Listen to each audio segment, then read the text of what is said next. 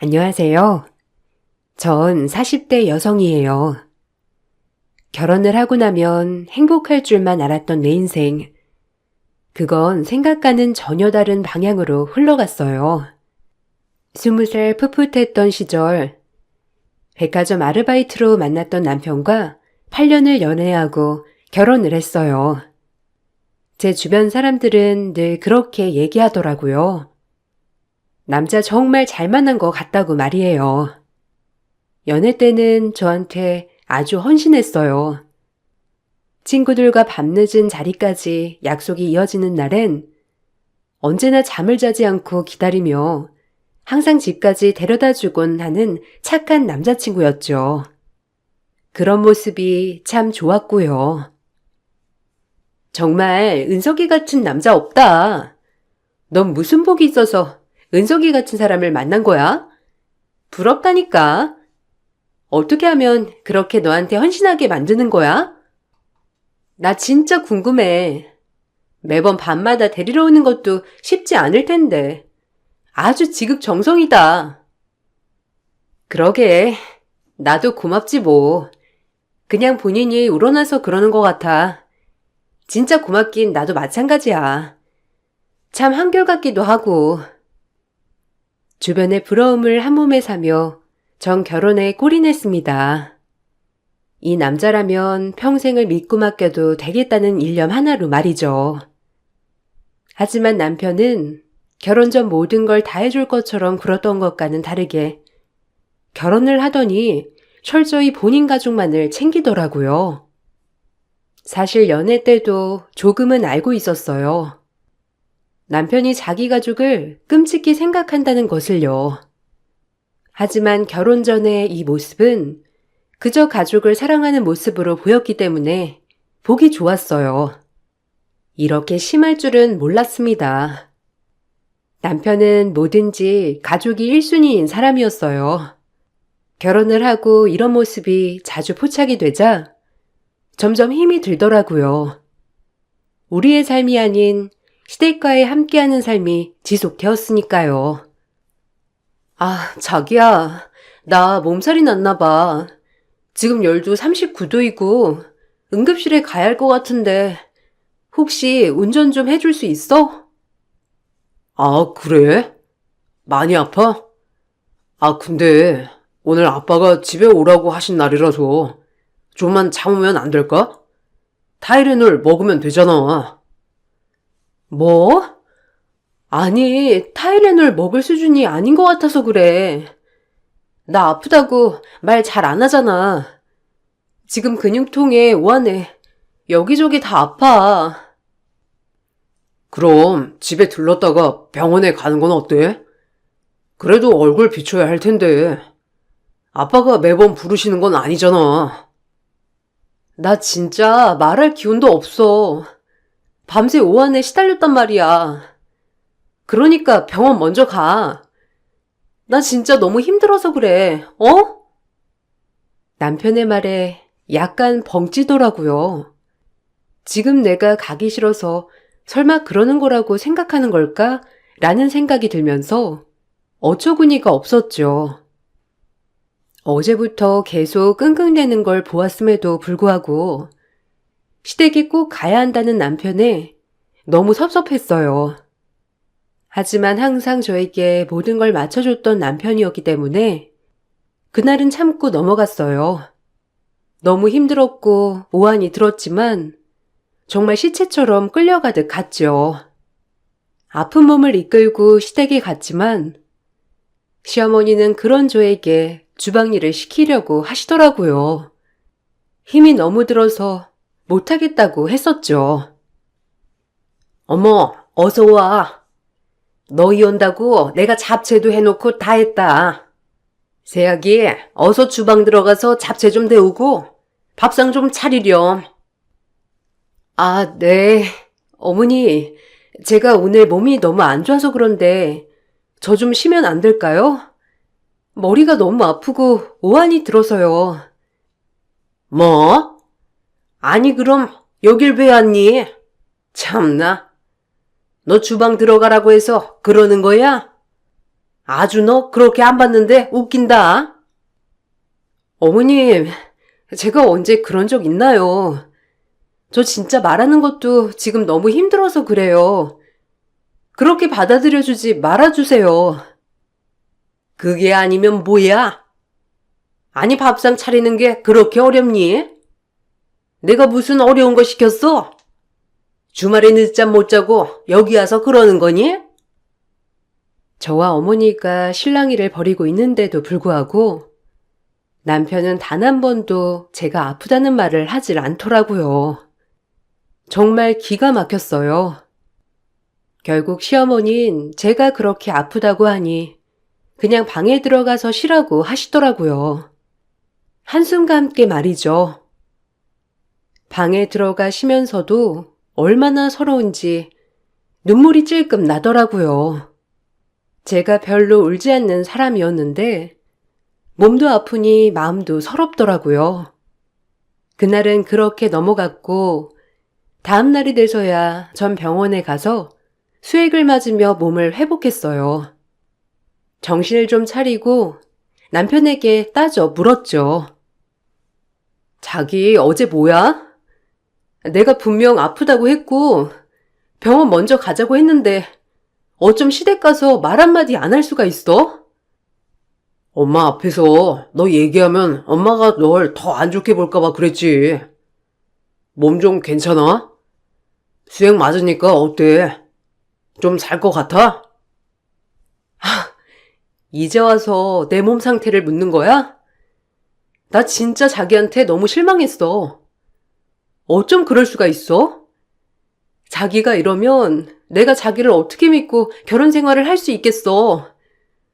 진짜 기가 막혀서 말도 안 나오고 다른 사람한테 창피해서 말도 못해. 알아? 미안해. 내도 그런 거 아닌 거 알잖아. 부모님한테 그냥 너 잘 보이게 하고 싶었어. 그러니까 일부러 말 안 한 거야. 날 위해 그랬다고? 참, 뭐가 날 위해 그랬는지 진짜 모르겠다. 어머님도 그렇고 어쩜 몸 한 번 괜찮냐고 묻지도 않고. 남편은 절 위해 그랬다고 하면서 싹싹 빌더라고요. 그러면서 또 언제 그랬냐는 듯이 결혼 전에 남편처럼 다시 다정한 남편으로 돌아오더라고요. 그렇게 대판 싸우고 이번 일은 그냥 넘어가기로 했어요. 다신 안 그러겠다고 했으니까요. 저도 그러려니 하고 넘어가려고 했습니다. 하지만 이번 일뿐만 아니라 남편은 항상 시댁 문제에 있어선 뭐든지 오케이였어요. 힘들었었죠. 작은아빠 가게 오픈하는데 우리 가봐야지. 가족들 다 온다고 하셨어. 그날 우리도 같이 가봐야지. 아빠가 꼭 같이 오래. 그래, 그럼 가봐야지. 이번 주말이라고 했지? 낮에 슬슬 갔다가 내려오면서 어디 근교 커피숍이라도 갔다가 갈까? 근데 저녁을 우리 집에서 먹는 게 어떨까? 작은아빠도 우리 집 한 번도 안 와보셨잖아. 어때? 집 구경도 시켜줄 겸. 어? 그날 낮에 가게 갔다가 그럼 그 많은 친척들이 다 우리 집에 온다는 거야? 자기야. 이런 건 나랑 상의를 했어야지. 상의하면 싫다고 할 거잖아. 아빠가 당연히 된다는 식으로 얘기했다는데 내가 거기서 뭐라고 해. 그냥 그날만. 내가 낮에 음식 준비 다 해놓을게. 그러니까 그냥 넌 신경 쓰지 않아도 돼. 이미 된다고 말해버려서 물을 수도 없어. 항상 이런 식이지? 매번 혼자 결정 다 하고 나보고 뒤늦게 통보. 집들이를 안 한 것도 아닌데 진짜 너무한다 정말. 결혼하고 내 생활은 조금도 없어. 항상 주말마다 시댁행해. 우리 데이트 못한 지가 얼마나 됐는 줄 알아? 나 진짜 주말이 무서워. 정말 짜증이 나더라고요. 이런 일을 항상 매번 통보식으로 하니 문제가 되었어요. 다정하고 착한 남편이라서 좋아서 결혼했더니 완전 시댁바보에 효자도 이런 효자가 아닐 수 없었죠. 그동안 그럼 어떻게 참았을까 하는 마음과 왜 나까지 대리효도를 바라는 건지 이런 생각까지 들더라고요. 그날 울고불고 싸웠지만 결국 그날 가게 오픈까지 갔다가 저녁에 저희 집에서 손님상들을 치러야 했죠. 이미 시댁 식구들의 집들이를 했음에도 불구하고 말이에요. 항상 이런 일들이 반복되니 솔직히 아이 낳기가 두렵더라고요. 매번 이런 식인데 아이가 있으면 어떨까?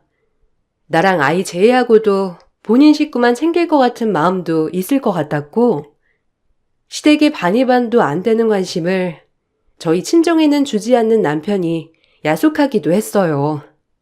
그래서 이런 부분에 있어서 싸움이 됐고요.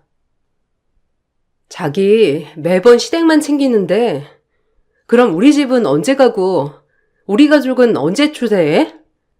내가 이런 기분을 느껴야 해? 꼭 말로 해야 하는 거야? 뭘 또 그렇게 비교해. 그리고 당연히 결혼을 했으면 시댁이 더 잘해야 하는 거 맞는 거 아니야? 아, 왜 이렇게 화내는지 참. 뭐라고? 당신 진짜 어디서 온 사람이야? 무슨 조선시대에서 오셨어요? 아, 기가 막혀. 말도 안 나오네. 자기 그런 마인드 알았으면 결혼 진작 안 했을 거야. 무슨 말이 그래?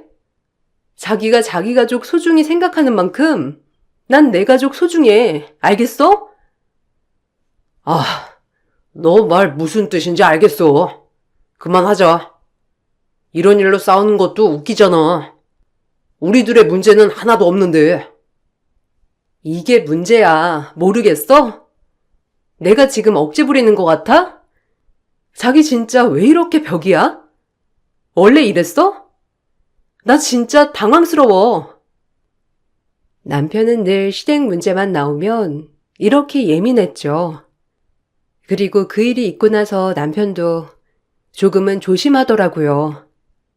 완전 변한 건 아니었지만 예전엔 통보식이었다면 이젠 상이라도 좀 하는 신용이라도 했죠. 그렇게 서로 맞춰가고 있다고 생각하고 있을 때 어느 날 시댁에서 귀농을 한다고 하시더라고요. 뜬금없는 귀농 얘기에 조금 놀랐어요. 정령 퇴직을 하긴 했었지만 너무 갑자기라서요. 귀농을 하시려면 집도 구해야 하고 농사 지을 거리도 조금 알아보셔야 하는데 이게 다 준비가 됐을까 하는 걱정도 들었어요. 우리 귀농하기로 했다. 너희도 결혼하고 뭐 이제 우리도 그냥 여유롭게 시골 가서 농사나 짓고 살려고 해. 건강한 냄새 맡으면서 이제 퇴직도 다 했겠다. 꺼릴 게 없잖니. 네 아빠의 오랜 수건이기도 했고 어떻게 생각하니? 다음 달 안으로 할 예정인데. 어머, 이렇게나 빨리요? 근데 갑자기 웬 귀농이에요, 어머님? 혹시 뭐 농사거리는 생각해 놓으셨어요? 불편하실 텐데. 불편하긴. 우리 다 시골 출신이라 적응은 금방 할 거야. 건강 생각하면 시골이 좋기도 하고 아빠 소원이라고 하니까. 아, 네, 그럼 그러셔야죠. 그럼 이 집은 내놓고 가시는 거예요? 집이나 이런 거는 다 알아보셨고요? 위치라든지. 뭐 대충은 알아봤어. 그래서 그런데 너희가 귀농자금 좀 대줘야겠어.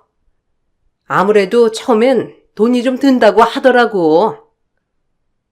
부탁도 아닌 당연히 대줘야 한다는 시어머니 말씀에 당황했습니다. 갑작스럽게 귀농자금을 대달라고 하다니요.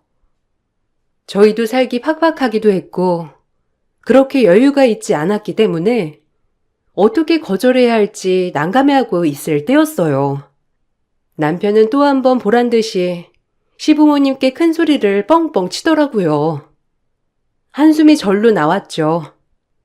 돈 문제까지 엮이게 되니 화가 나더라고요. 아, 그럼 엄마.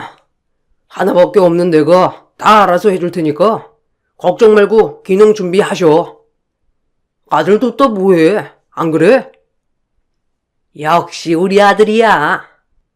아니, 넌 뭘 그렇게 도끼 눈을 뜨고 있니?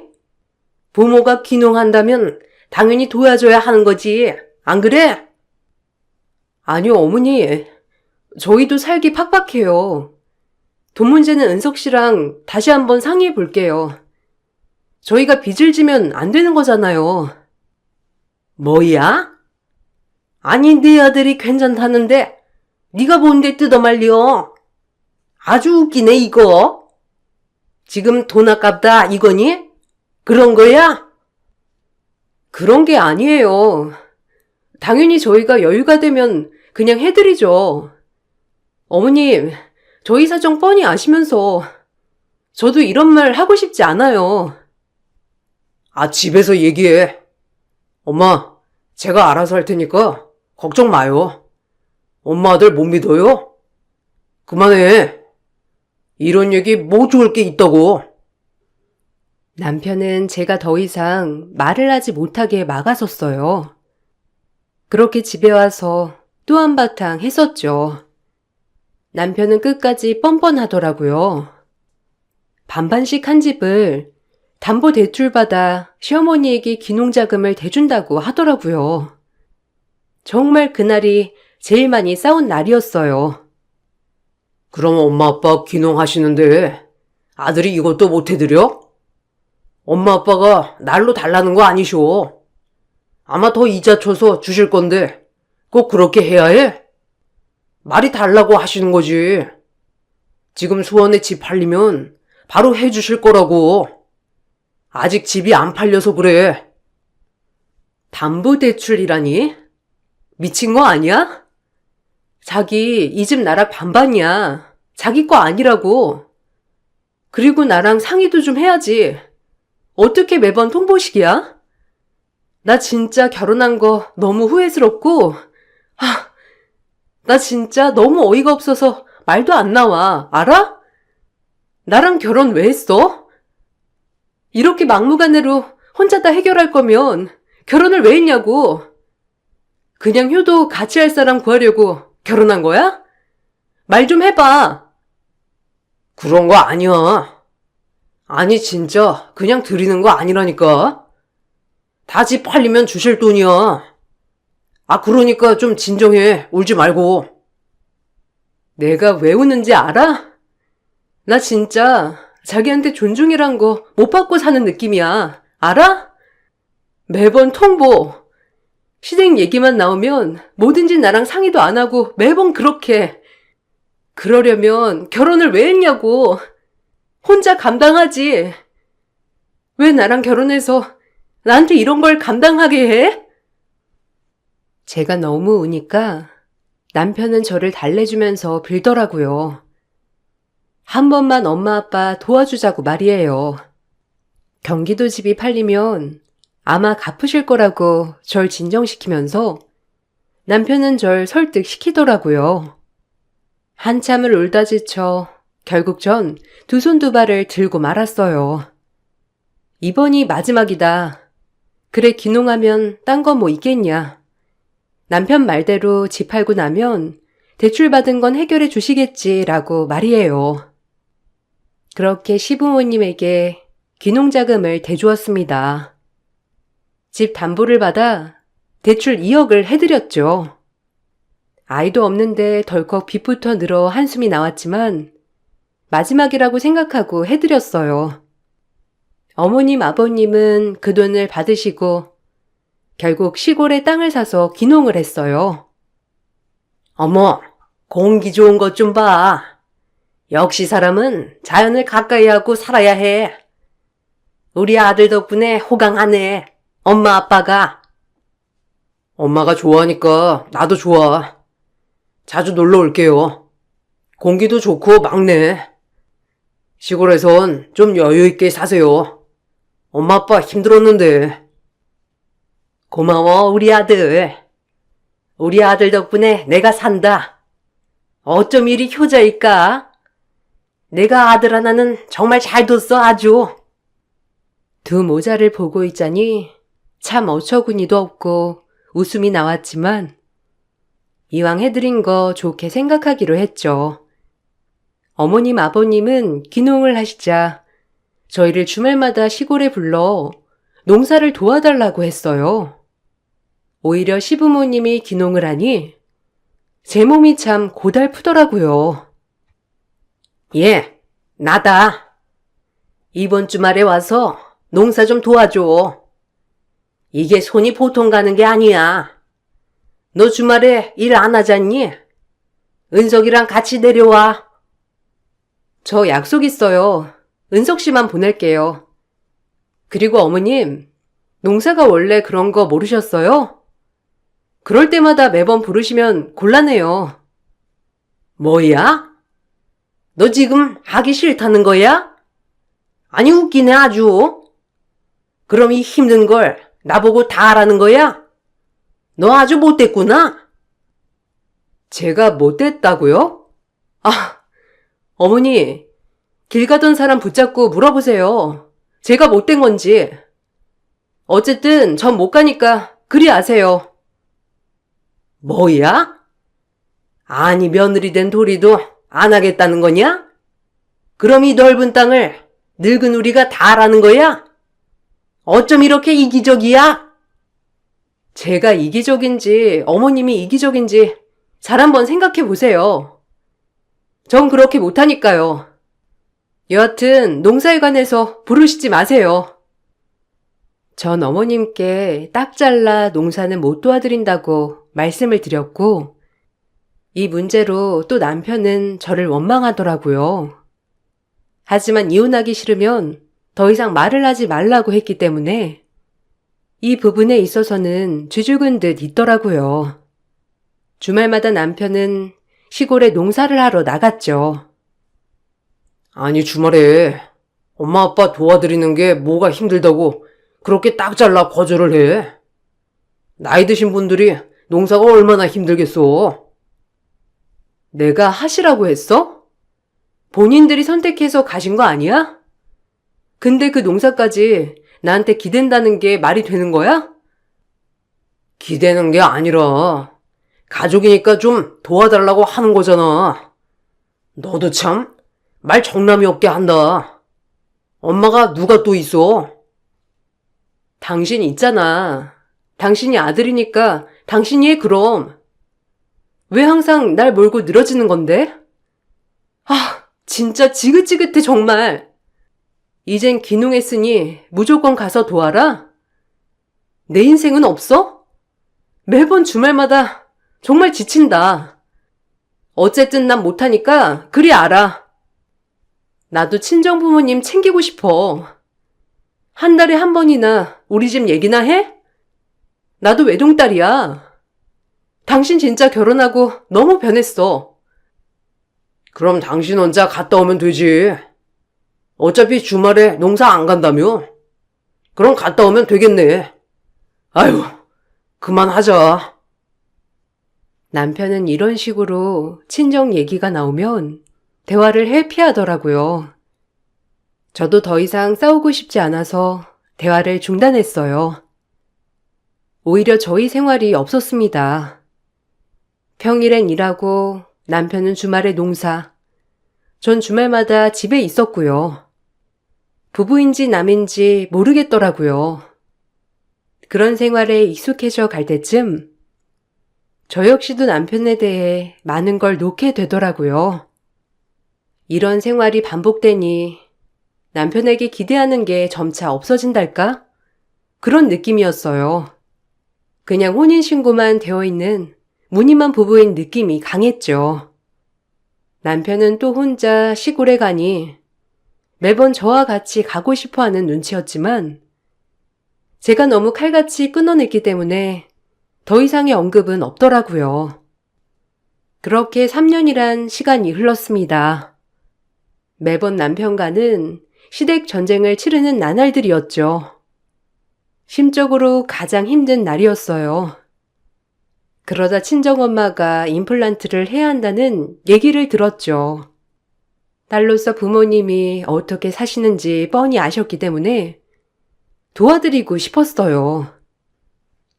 아유, 임플란트 하나 해야 한다고 하더라.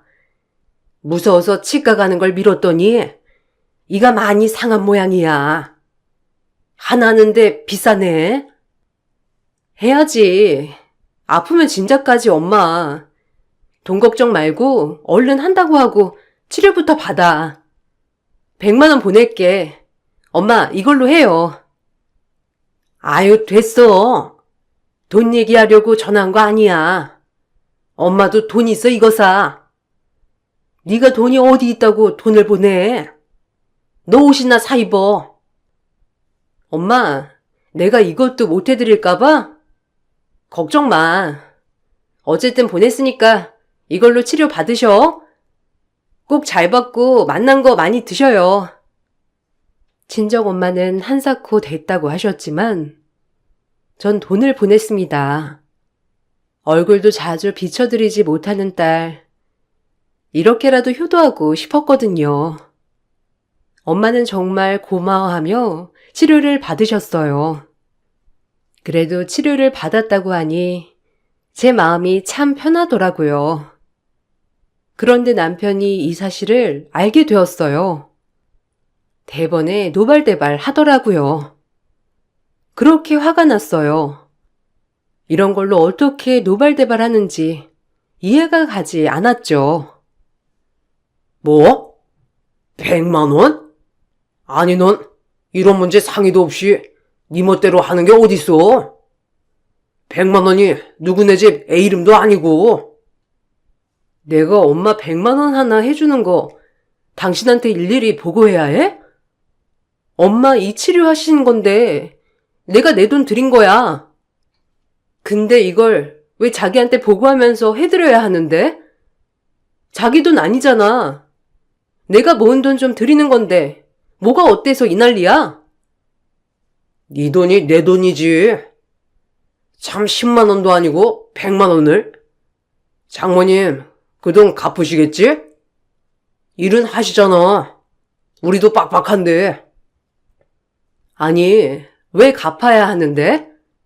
내가 그냥 드린 돈이야.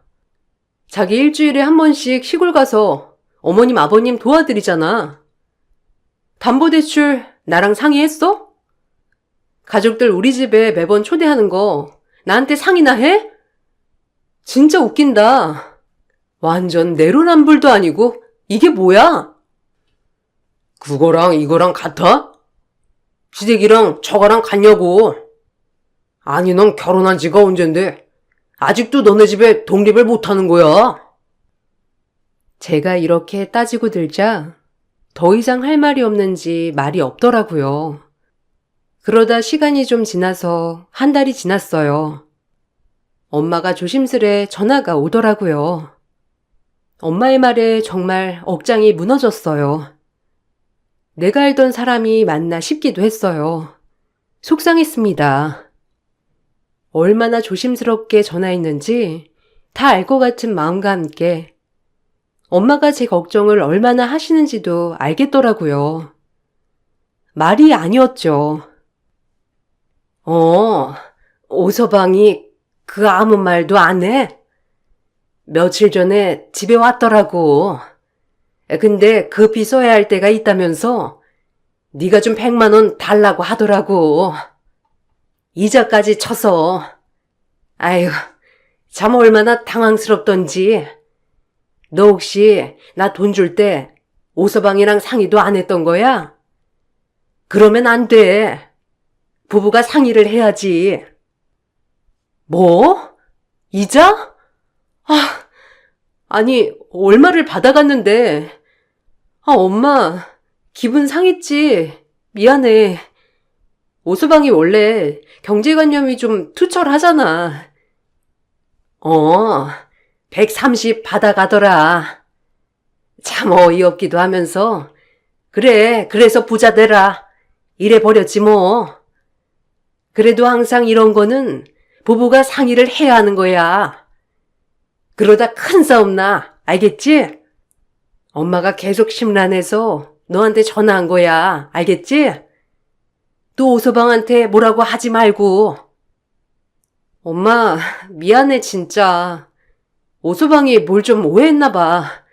놀랬겠다. 엄마도 갑자기 돈 받으러 가서. 진짜 미안해. 어쩌냐 진짜.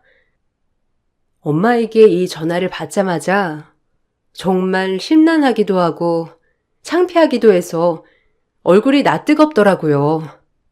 그리고 자기 부모밖에 모르는 이 사람이랑은 절대 못 살겠다는 생각과 함께 이혼을 마음 먹었어요. 그리고 전 곧바로 시골에 계시는 시댁에 내려갔습니다. 눈에는 눈, 이에는 이였거든요. 너희 부모한테도 내가 똑같이 할 것이라는 생각을 하면서 말이에요. 이판사판이었어요. 차를 타고 달려와서 시골에 도착했어요. 제가 말도 없이 시댁에 도착하자 시어머님은 놀라기도 하셨지만 일부터 시킬 생각을 하더라고요. 아니 네가 웬일이냐? 아 그래, 너 마침 잘 왔다. 오늘 고구마 캐야 되는데 일손이 부족했거든. 여기 장화 신고 준비해. 아니요, 저 일 못하고요. 이자 받으러 왔어요. 귀농하신 지 3년 되셨죠? 달에 30으로 쳐서 1,080만 원이에요, 어머니. 이자 주세요. 뭐야? 이자? 아니, 은석이가 그러지? 아, 참나. 내가 돈이 어딨어? 그리고 무슨 이자야? 부모 자식 간에, 어? 부모 자식 간에도 받을 건 받아야죠. 은석 씨가 저희 엄마한테 제가 임플란트 하라고 드린 100만 원에 한 달 지나서 이자 30만 원을 다 받았더라고요. 저도 그래서 어머님께 받아야겠어요. 원금 못 주시면 다달이 이자라도 내세요. 일단 밀린 거부터 내시고요. 아니, 은석이 불러와. 은석이가 그러라고 하디? 어디 여기 와서 행패야? 아주 웃기는 얘네. 뻔뻔하게 돈을 달래 나한테. 시어머니는 제 말에 벙쪘는지 신랑에게 전화를 하였고 신랑은 바로 초고속으로 집으로 달려왔더라고요.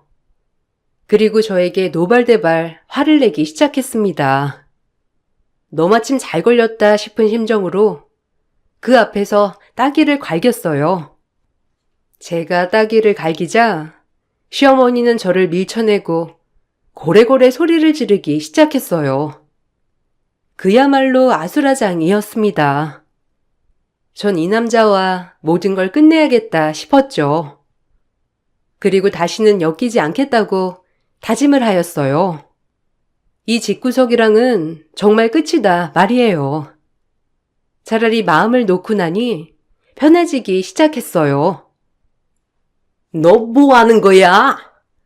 어디 서방 얼굴에 손을 대? 어? 아니 내가 어떻게 키운 귀한 아들인데 뺨을 때려? 네가 미친 거야? 맞을만 하니까 때렸죠. 너 말해봐. 우리 집 가서 이자까지 돈 다 받아냈더라? 네 가족만 가족이고 내 가족은 무슨 남이니? 나 너랑 못 살아. 아니 안 살아. 네 가족한테 평생 효도하고 살아. 남의 여자 신세 망치지 말고 알겠어? 너 내가 가만 안 둬.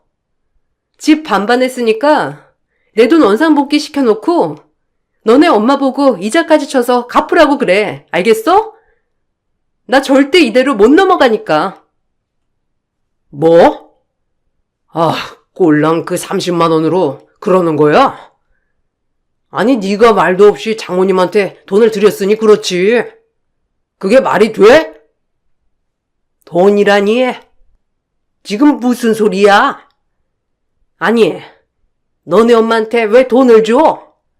너 미친 거 아니냐? 어디 친정에 돈을 갖다 바쳐? 뭐라고요?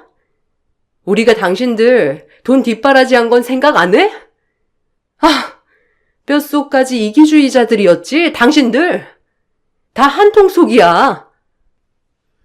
제가 이렇게 말을 해도 남편과 시어머니는 노발대발할 뿐 즉답이 없었죠. 그냥 법적으로 해결해야겠다고 생각을 했고, 전 바로 변호사 사무실에 찾아가서 이혼 소송을 준비했어요. 변호사도 그동안에 있었던 제 이야기를 들으니 놀라더라고요. 제가 이혼 소송을 준비하고 있다고 하자 남편은 그제야 정신이 들었는지 미안하다고 싹싹 빌더라고요. 얼마나 웃기던지. 남편은 절대 이혼을 하고 싶지 않다고 했지만 본인이 한 죄가 있어서 그런지 빌기만을 할 뿐이더라고요. 어이가 없었어요. 아, 미안해. 다시 생각해줘. 이혼이라니. 지금 우리 부모님께 이혼한 아들 보여드리란 거야? 아니잖아, 어? 잘 생각해봐. 끝까지 너 이혼하는 게 너네 엄마 아빠가 어떻게 생각할까봐 무섭니? 네가 뭘 잘못했는지는 전혀 모르고 있지? 아니, 난 너랑 못 살아. 우리 엄마한테 100만 원 받으러 가면서 그런 것조차 생각 못했니? 내가 잘했다고 할 줄 알았어? 기막혀. 끝이야, 우린. 아니, 제발 다시 생각해줘. 이혼이라니. 우리가 왜 이혼을 해? 우리 둘이 문제가 전혀 없는데, 어? 이혼하지 말자. 너만 문제가 없었겠지. 내가 희생했으니까. 근데 이렇겐 더 이상 못 살아. 넌 남보다도 못한 인간이야. 알아? 네 가족 평생 챙기면서 살아. 그렇게. 그럼 너도 행복하잖아? 재산 분할 준비나 해. 이 집 살 때 내 돈, 그리고 너한테 받을 위자료 준비해. 전 이 말을 끝으로 집을 나갔죠. 그리고 이혼 소송을 진행하게 되었어요. 중간중간 남편은 계속 친정에 찾아왔지만 친정엄마도 그동안의 이야기를 들어보더니 남편에게 쌍욕을 퍼부었죠. 남편도 처음 당하는 욕을 들으면서 놀라더라고요. 고소했습니다. 여기가 어디라고 와? 예, 소금 좀 가져와라. 아유, 우리 딸 아껴주고 위해주겠다더니 누구 시종인 줄 아나? 너나 너네 가족에 충성하고 살아. 알겠어? 내가 그동안 딸이랑 살고 있으니까 말을 안 했는데 너 같은 놈은 재장가도 가면 안 되는 놈이야. 알겠어? 장모님, 한 번만 용서해 주세요. 그날은 제가 어떻게 됐었나 봐요. 네? 제발 말려주세요, 이혼 좀. 저 진짜 이혼 못해요. 웃기지 마. 용서 같은 소리 안 해. 내 딸이 마음 돌변했다면 내가 더 이상 네 얘기를 들을 필요가 없지. 인간 발종 같으니라고.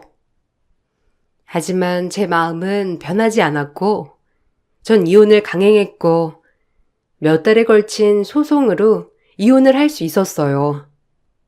그리고 재산 분할과 함께 남편에게 정신적 피해 보상에 대한 위자료를 받아낼 수 있었습니다. 그리고 남편은 돈이 없으니 시골에 내려갔다고 하더라고요. 워낙 품위를 우선시하는 분이라 시댁에서도 이혼을 뜯어 말리셨지만 절 말리긴 역부족이었죠. 진작 잘할 것이지 안 그러나요? 아이고 속상해. 어쩜 우리 아들이 저렇게 이혼남이 될 줄 누가 알았어. 아유, 아니 친척들한테 뭐라고 말한다냐. 아, 그만해요. 이게 다 엄마 아빠가 원하는 게 많아서 이렇게 된 거 아니야.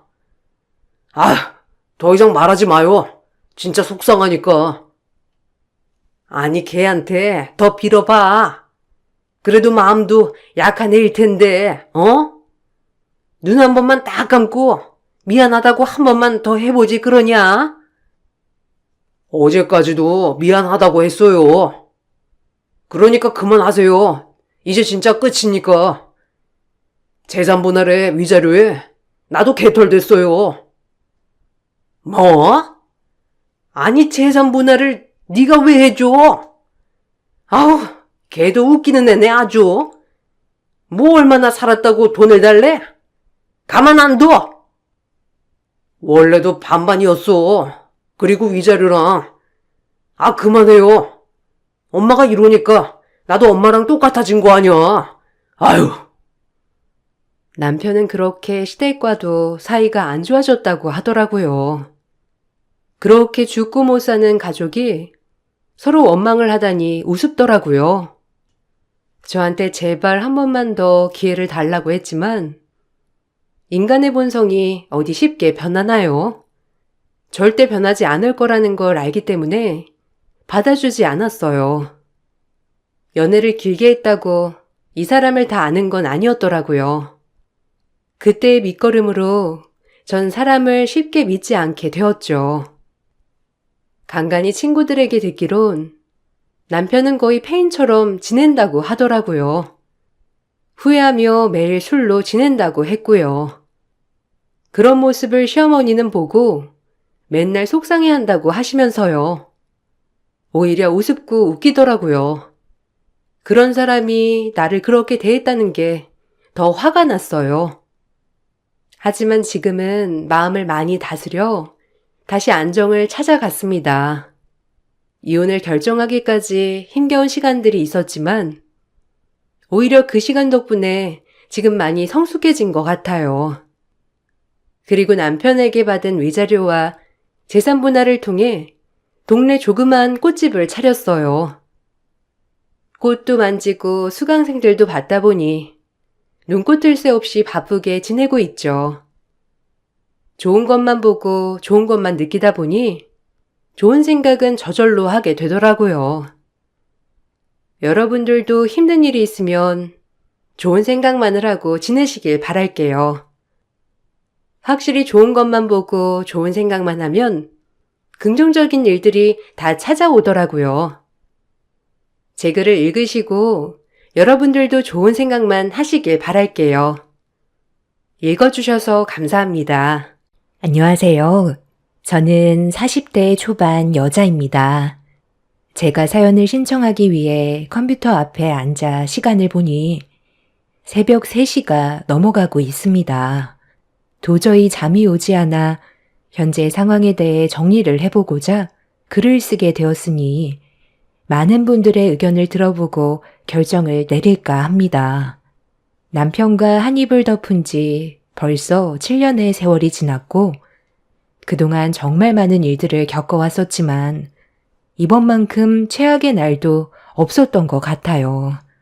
올해 있었던 설 명절이 오기 일주일 전에 저희 집에 시모와 신우가 찾아왔어요. 시댁이 넘어지면 코 닿는 곳이라 시도 때도 없이 저희 집을 자기 집처럼 드나들었었죠. 그런 점들이 상당히 불편하긴 했었지만 그래도 최대한 참고 넘어갔었던 건 남편이 저에게 워낙 잘했었고 안 좋은 관계 유지하는 것보단 그래도 나 하나 참고 넘어가면 큰 문제는 생기지 않았기 때문에 웬만하면 불만을 털어놓지 않았습니다. 그런데 명절 일주일 전부터 저와 두 모녀와의 사이가 별로 좋지 않았어요. 갑자기 계획도 없는 해외여행을 가자면서 고집을 부리기 시작하길래 힘들 것 같다고 상황을 설명하자 신우가 해외여행이 힘들면 제주도라도 떠나자면서 사람을 난감하게 만들었어요. 남편의 회사 일 특성상 명절도 대중 없는 영업직이라 언제 어떻게 무슨 일이 생길지 몰라 보통은 집에서 명절을 보냈었어요. 그리고 두 모녀 또한 이런 상황을 전혀 모르는 것도 아니었죠. 그런데 갑자기 여행을 가자고 생떼를 쓰니 제가 얼마나 당황스러웠겠어요. 저는 항상 그래왔듯 최대한 침착하게 흥분하지 않고 두 모녀를 설득하면서 확정적으로 쉴 수 있는 여름 휴가 때 여행 계획을 세우는 게 좋을 것 같다고 설명을 했지만 두 모녀는 제 말을 전혀 듣지 않았습니다. 온천이 뭐라고 그냥 집에서 대충 샤워하던지 아니면 목욕탕 가면 될 것을 굳이 해수온천 여행을 가고 싶다면서 난리를 치기 시작했어요. 저도 사람인지라 처음에는 침착하게 대응을 했지만 점점 말투가 날카로워졌고 저희 집안 사정을 뻔히 알면서도 고집 부리는 두 모녀에게 결국 불만을 하나둘 꺼내면서 안 좋은 분위기로 흘러가게 되었습니다. 그동안 참아왔던 만큼 쌓였던 불만을 한도 끝도 없이 꺼내기 시작하자 제 말을 듣고 있었던 시모는 그간 어떻게 참아왔냐면서 붉어진 얼굴로 열을 올리셨어요. 그래서 지금 여행을 가지 않겠다는 거냐? 이렇게까지 부탁하는데도 힘들다는 거야? 우리 둘만 가는 건 크게 의미 없다고 했잖아. 너희들이 같이 가줘야 의미가 있는 거라고. 그리고 내 아들이 그때 쉴 수 있는지 없는지 그건 아직 안 물어봤잖아. 확실한 것도 아닌데 벌써부터 너 혼자 단정 짓고 그래. 그이가 이번 설 때 출장이 잡혀 있다고 그랬어요. 영업직이라 대중 없는 거 아시잖아요. 웬만하면 일정 그대로 진행이 되기 때문에 힘들 것 같다고 한 건데 어머님이 이해해 주실 수 있는 거 아니에요? 억지 부린다고 될 수 있는 게 있고 없는 게 있는 건데 계속 생떼 부리시면 저도 좋은 말이 나올 수 없는 거죠. 어머머머, 새언니, 지금 우리 엄마한테 말 다 했어요? 아니 어떻게 생떼 부린다는 말을 할 수가 있어요? 요즘 들어 우리 엄마가 몸이 좀 무겁고 힘들어 하시길래 부탁한 건데 뭐가 잘못됐어요? 새언니는 꼭 보면 먼저 안 된다는 말부터 하는데 아직 확실치도 않은 걸로 단정 지으면 안 되죠. 제가 오빠 오면 물어보고 결정할게요. 두 분이서 여행 가도 되는 거 굳이 저희 가족까지 데리고 가려는 이유 제가 모를 줄 알아요? 여행 경비도 자연스럽게 저희한테 미루고 귀찮은 일 시켜 먹을 사람 없어서 그런 거잖아요. 매번 여행 갈 때마다 제가 그걸 못 느꼈겠어요? 어느 정도 적당히 해야죠. 특히 아가씨는 결혼을 못해서 나한테 히스테리를 부리는 건지 놀러만 가면 나를 무슨 하녀 취급하듯 손가락 하나 까딱 안 하고 부려먹는데 솔직히 제가 참을성이 좋아서 그러지 다른 사람이었으면 조용히 넘어가지 않았을걸요? 어머님이 중간 역할만 잘해줬어도 아가씨가 저를 함부로 대하는 일은 없었겠죠. 제가 아가씨보다 8살이나 많아요. 늦둥이라서 버릇이 없는 건지 너무 오냐오냐 키워서 어른에 대한 예의 없는 그런 행동들 때문에 저는 더욱더 여행을 가고 싶은 생각 없어요. 어머님이랑 아가씨 솔직하게 얘기해 보세요. 만약 그이만 시간이 나고 저는 힘들 것 같다고 해도 같이 갈 생각 있는 거예요? 그렇다면 그이한테 얘기해 볼게요. 그게 아니라 저도 같이 가길 원한다면 저는 가고 싶지 않아요. 안 봐도 그림 그려지는데 굳이 온갖 고생 다 하고 스트레스 받으면서 갈 일은 없을 것 같네요. 애들까지 보는 것도 힘든데 거기에다가 어머님 아가씨 수발까지 들라고요? 그게 뭐 어때서? 맨날 가는 것도 아니고 어쩌다 한번 가는 거 네가 좀 더 희생해줘도 되는 거잖아. 원래 며느리 인생은 다 그런 거야. 다른 집안 며느리들은 안 그럴 것 같아? 오히려 다른 집안들과 비교하면 너는 양반인 거야. 내가 너한테 손을 댄 적이 있니? 시집살이를 시킨 적이 있니? 내 아들이 중간에서 하도 참견하니까 뭐 하나 시키려 해도 눈치 보여서 말 한마디 꺼내는 것조차 조심스러운데 너는 뭐가 그리 불만이 많아? 그동안 참고 사는데 많이 힘들었겠다. 네, 그동안 참고 사는데 정말 힘들었죠. 어머님 아가씨 비위 맞추면서 사는 게 여간 쉬운 건 아니거든요. 그이가 여행 같이 못 간다 해도 제가 갈 수 있다고 하면 갈 거잖아요. 안 그래요? 대답해 보세요. 어머님이랑 아가씨는 그이가 같이 가길 원하는 건 핑계고 제가 자연스럽게 따라가게 되니 수발들 사람이 생기니까 그게 편해서 같이 가자고 하는 거 저는 다 알고 있어요. 바보가 아닌 이상 그걸 모르겠어요? 그러니 이제 그만 고집 부리세요. 힘들게 일하고 들어온 그 사람이 어머님이랑 아가씨 때문에 스트레스 받는 거 보고 싶지 않아요. 할 말 끝난 것 같은데 계속 계실 거예요? 제가 애들도 챙겨야 되고 저녁 준비도 해야 되니까 이제 그만 일어나 주세요. 시모와 신우는 저를 노려보면서 말을 이어가지 못하고 있었어요. 여행을 가게 돼도 어떤 상황이 벌어지게 될지 뻔히 알고 있는 레퍼토리인데 더는 두 모녀 때문에 고생하고 싶지도 않고 설 명절날 남편이 출장 계획이 잡혀 있다는 말을 미리 들었기 때문에 시모의 말을 들어줄 수는 없었습니다.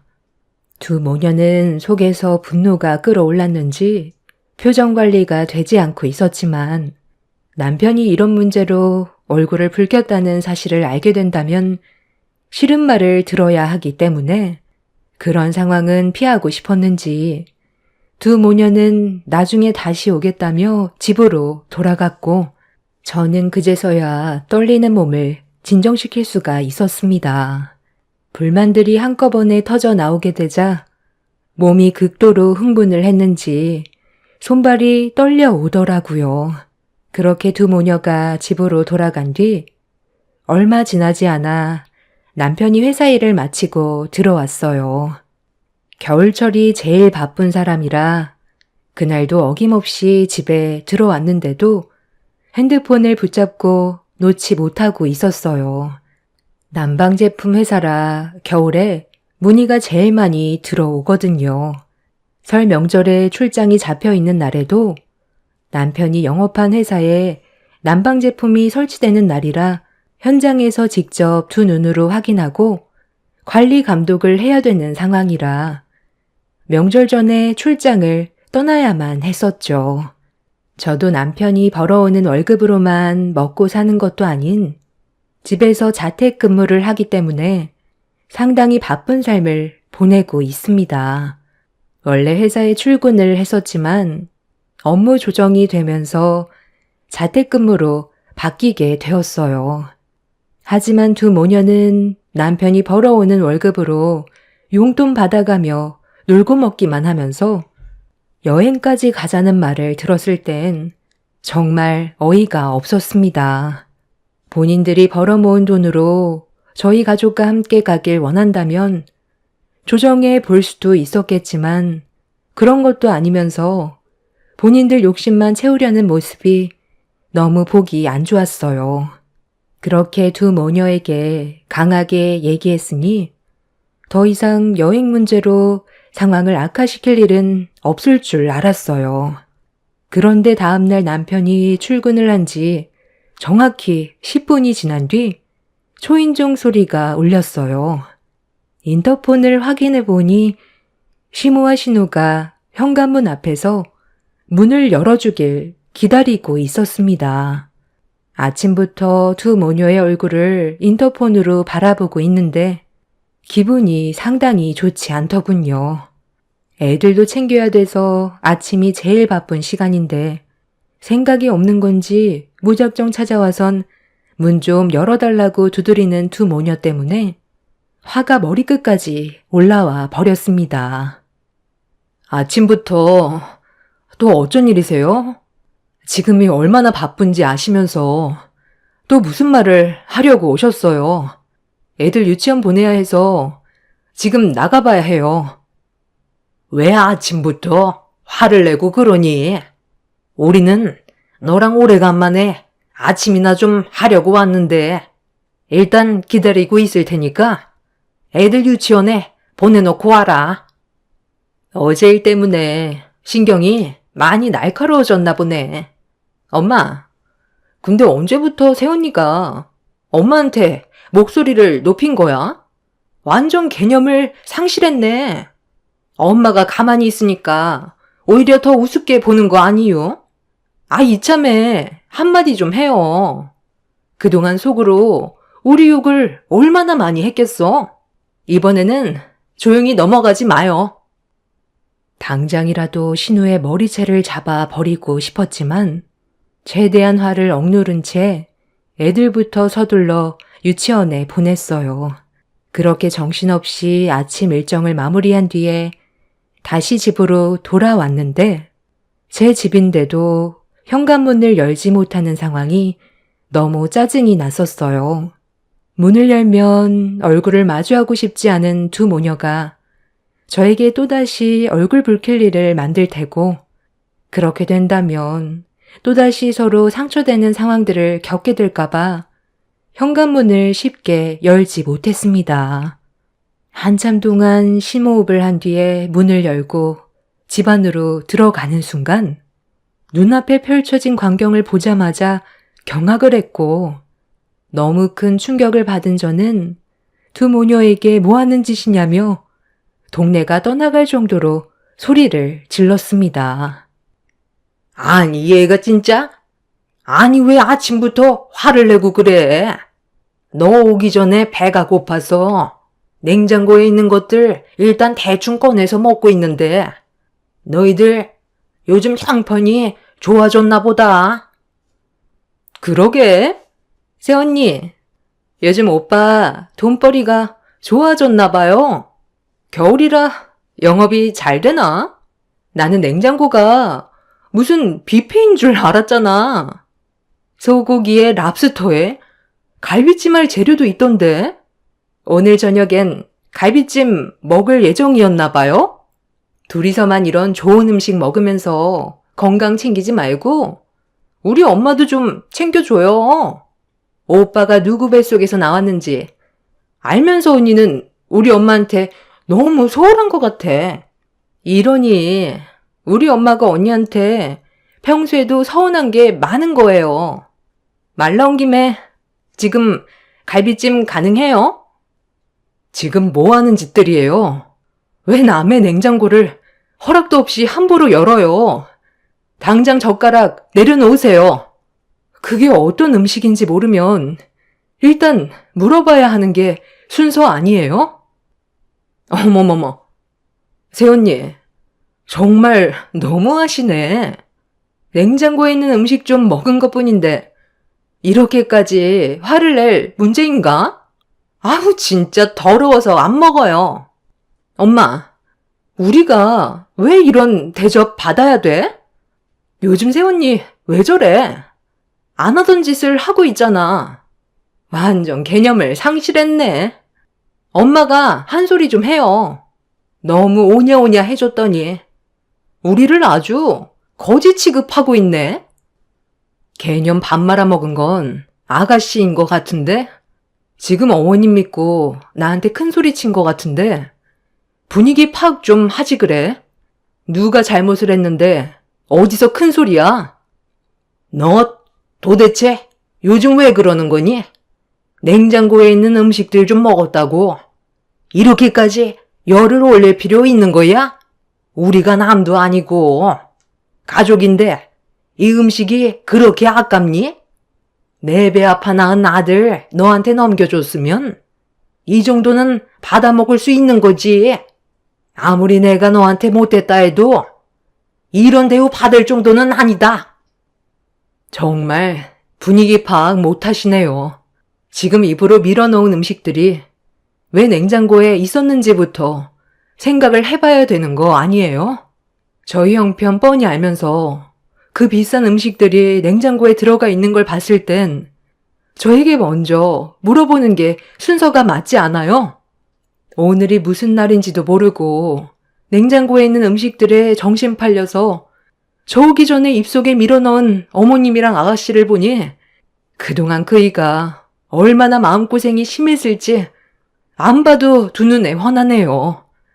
오늘이 그이가 태어난 날이잖아요. 요즘 일도 많이 바빠서 힘들어 하길래 몸보신 좀 하라고 준비한 음식들인데 아주 그릇을 싹 다 비우셨네요. 배 터지게 먹어서 이제 좀 만족하세요? 그이가 우리 집안 기둥이에요. 건강에 문제가 생겨서 쓰러지게 되면 어머님이랑 아가씨도 지금처럼 안정적인 삶을 살아가기 힘들다고요. 어머, 그러고 보니 오빠가 오늘 태어난 날이었네? 그런데 내가 봤을 땐 오빠 아직 건강한 것 같은데? 요즘 돈벌이가 제일 좋은 시기라 바쁘게 움직이는 거면 좋은 거 아닌가? 다른 사람들은 일거리도 없어서 난리도 아니라던데. 그거에 비하면 지금을 감사하게 생각해야지. 저도 일자리 구하는 게 힘들어서 놀고만 있잖아요. 어찌됐든 오빠가 먹을 음식을 우리가 먼저 먹어서 좀 그렇긴 하지만 몰랐는데 어떡해요. 다시 준비하면 되니까 이제 그만 열 좀 내요. 엄마, 오늘 얘기하는 건 좀 아닌 것 같은데? 여기까지 와서 밥만 먹고 돌아가자고? 온 김에 다 얘기하고 가면 되는 거지. 내가 이 음식 먹은 게 그게 그렇게 속이 아프니? 따지고 들면 내 배 아파 낳은 자식이니까 오늘은 나를 위해 준비해 줘야 되는 거 아니야? 내가 낳아준 날이면 나를 위해서 이 음식을 준비했다고 말을 해줘도 되는 거잖아. 꼭 그렇게 열을 올려야 되겠어? 너 계속 내 심기를 건드는데 지금 상당히 많이 참고 있으니까 너도 그만 화내고 표정 관리 잘해라. 알겠니? 나는 뭐 여길 아침부터 오고 싶었겠니? 나라고 못난 너 얼굴을 보고 싶었겠냐고. 이번에 내 아들 출장권 때문에 여행을 못 간다 했으니 역으로 우리가 아들 출장을 따라가는 건 어떨까 해서 대화 좀 하려고 온 거다. 부산으로 간다고 하는 것 같은데 그럼 여행 느낌도 나고 그곳에서도 즐길 거리도 있을 테니 이왕 가는 거 같이 가면 어떨까 하는데 이것도 반대할 건 아니지? 그냥 일하는 곳에 따라가기만 한다는 건데 그것도 안 되는 거니? 거기 가면 해수 온천도 할 수 있더구만. 지금 기분으론 같이 가고 싶은 마음은 없어요. 그리고 그이가 놀러를 가는 것도 아니고 일을 하러 가는 건데 이 문제로 신경 쓰이게 하고 싶지 않아요. 새언니가 신경 안 쓰이게 하면 되는 거잖아요. 계획표 짜서 오빠한테 보여주고 안심시켜주면 되는 거지.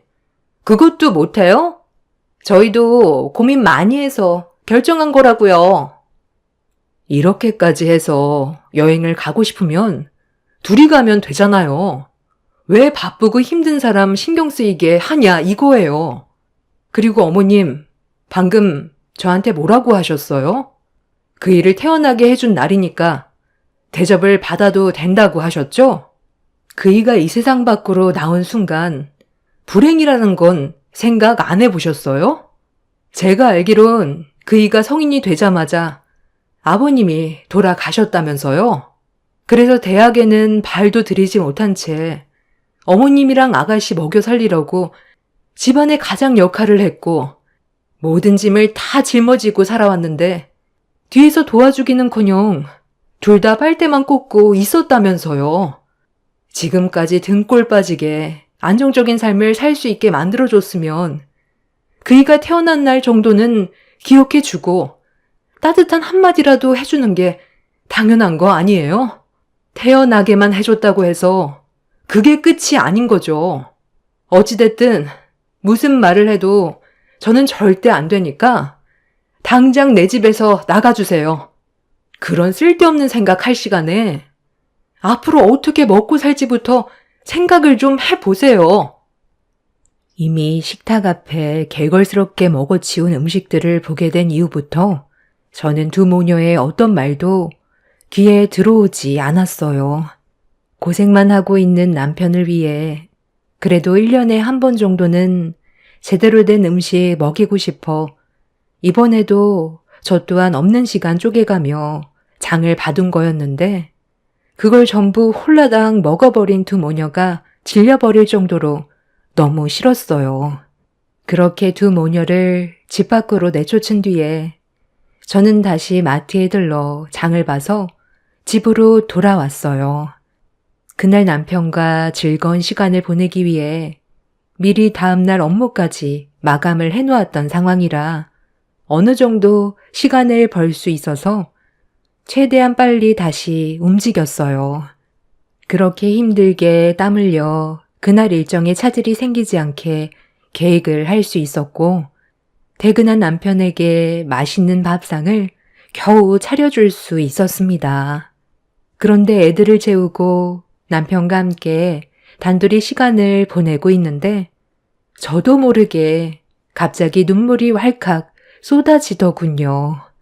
당황한 남편은 밥 먹다 말고 저에게 무슨 일이냐며 물어보길래 그동안 저 혼자 너무 힘든 시간들을 보내와서 그런지 좋은 날 눈물이 멈추지 않았고 오전에 있었던 일들이 계속 떠올라 어쩔 수 없이 남편한테 두 모녀가 저에게 했던 행동들에 대해 전부 다 얘기했어요.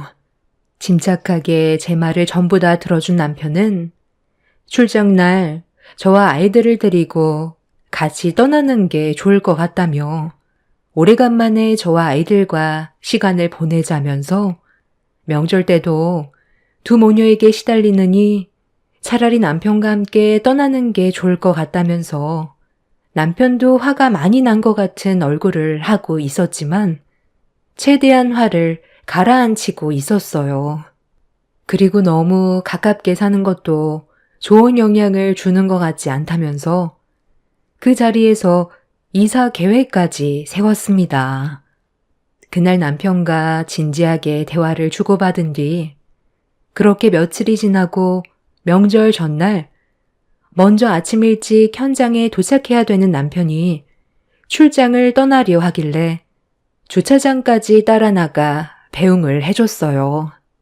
저도 집안 정리를 하고 애들 짐도 챙겨야 돼서 남편이 먼저 출발을 하기로 했었죠.